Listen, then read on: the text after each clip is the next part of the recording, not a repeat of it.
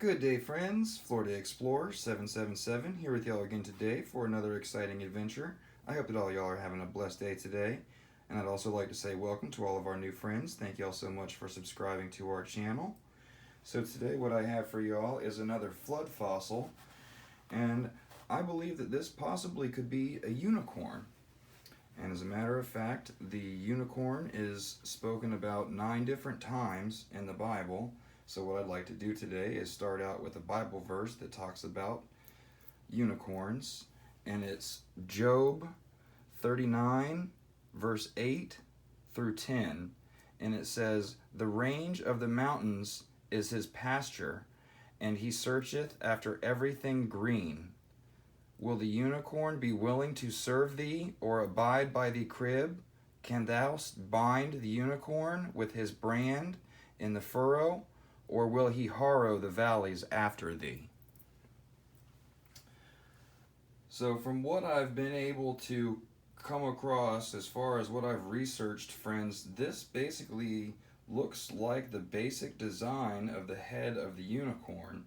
There are other animals or beasts that have horns on their head, like the rhinoceros, or other extinct animals that had horns on their heads, but they were further down towards the nose.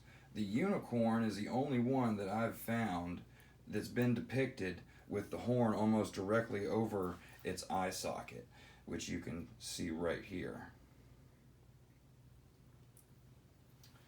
And another thing that I wanted to point out on this one is you can see that its nose features right here, it flares out like the nostril of a horse does. And that's basically what a unicorn is a horse with a horn on its head. So you can see how the nostril and this part of the upper lip area has flared out on this like the nose of a horse. And I'll bring it in closer for y'all so that you can have a look at the horn. You can see that that's actually there on it, right there almost above the eyeball. And then I want you guys to see this right here in the mouth. You can see the lower jawbone right here. I want to try to get some light in there so y'all can see that. You can see all of this red right here, this FeO3, that red blood.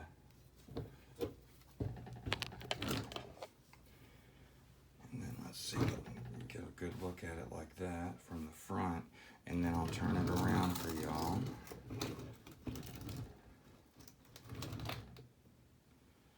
So that you can see it there. And I'm assuming that this was the other side, was the side that was laying up, that wasn't laying in the mud that formed in with everything else around it here.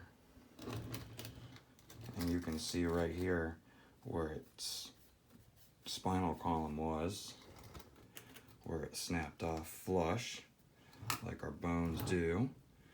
And that right there almost looks like where the veins and everything ran up and down the spinal cord. So one more look at that one. All right. And then what I want to do real quick, friends, is just show y'all a few that y'all have probably already seen, but for our new friends, this right here is a turtle shell, and you can see all this other limestone, sandstone that's formed around it. This is just to give you an idea so that when you're looking at these rocks, you understand that there's actually something there that's been encased by whatever material that rock is that's encased it. So there's that turtle shell. And this one is very interesting. This looks like part of a spinal column. You can see the spinal cord right in here and in the bottom. But all this other stuff around it is just limestone. But you can see that the stone formed around it. And we've got one more here,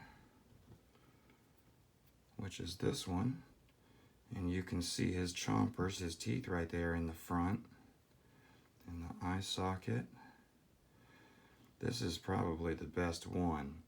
because it's the skull, but some of it's still covered with limestone, but you can actually see his teeth right there. So you know there's an actual skull underneath this limestone covering. So let me see if I can set all these here so that we can just get a shot of everything for y'all at the end of the video. Gonna bring that in a little more. Alrighty, friends. So just to wrap things up, I believe that this is a unicorn, like spoken about in the Bible, and just 3 other examples of the layers of the stone that circumferences or encases these flood fossils. So it gives you a better idea of what to look for so you don't overlook things. Thank you all so much for joining us. Have a blessed day today, friends. Praise Jesus.